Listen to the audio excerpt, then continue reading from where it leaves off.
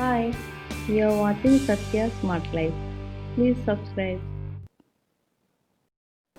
గులాబ్ జామున్స్ అంటే పిల్లలు పెద్దలు ఇష్టంగా తింటారు. వీటిని ఐస్ క్రీమ్తో కలిపి తింటే ఇంకా బాగుంటుంది. గులాబ్ జామున్స్ని సాఫ్ట్గా జ్యూసీగా ఎలా తయారు చేసుకోవాలో చూద్దాం. కావలసిన పదార్థాలు: 100 గ్రామ్స్ గులాబ్ జామున్స్ పౌడర్, ఒక ప్యాకెట్లో హాఫ్ తీసుకున్నానండి. ఇది 300 గ్రామ్స్ షుగర్, 2 ఇలాచీలు, పిండి కలపడానికి పాలు 1 కప్పు ముందుగానే కాచి చల్లార్చి పెట్టుకోవాలి, నెయ్యి 1 టీ స్పూన్.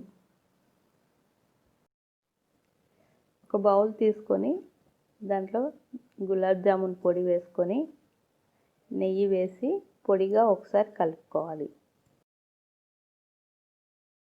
ఇప్పుడు పాలు కొంచెం వేసుకుంటూ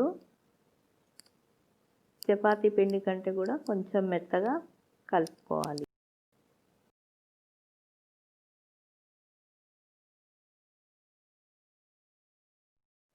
ఇలా కలిపిన పిండిని ఒక 5 to 7 మినిట్స్ బాగా మర్దన చేసి సాఫ్ట్గా చేసుకొని పక్కన పెట్టుకోవాలి.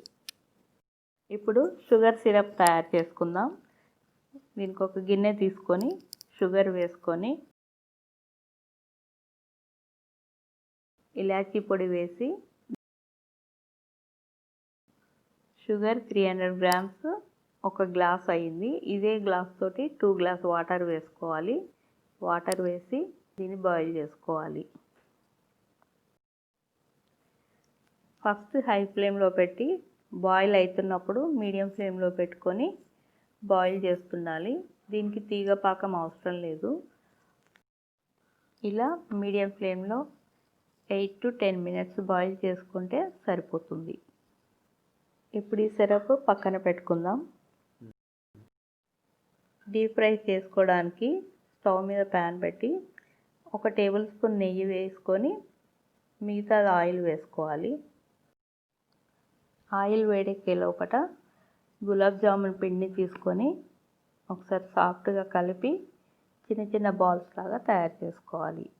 చిన్న గులాబ్ జామున్ పిండి ముద్ద తీసుకొని ఒకసారి ఇలా పేడాలా చేసి చేతిలో పెట్టుకొని ప్రెస్ చేసుకుంటూ రౌండ్ తిప్పుతూ ఉంటే మంచి కరెక్ట్ రౌండ్ షేప్ వస్తుంది.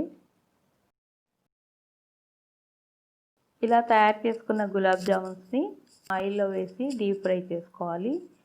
స్టవ్ ఫ్లేమ్ మీడియం టు లో మధ్యలో పెట్టి చేసుకోవాలి. ఫ్రై చేస్తున్నంతసేపు అటు ఇటు తిప్పుతూ ఉండాలి. అప్పుడే ఒక కలర్లో ఉంటాయి.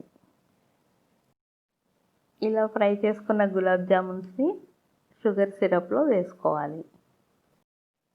ఇలా అన్ని ఫ్రై చేసి సిరప్లో వేసుకొని ఒక 2 గంటలు నాననివ్వాలి.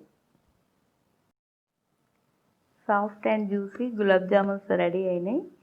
ఇవి ఫ్రిడ్జ్లో పెట్టుకుంటే 1 వీక్ వరకు కూడా బాగుంటాయి. నా ఈ వీడియో నచ్చినట్లయితే లైక్, షేర్ అండ్ సబ్స్క్రైబ్ చేయండి.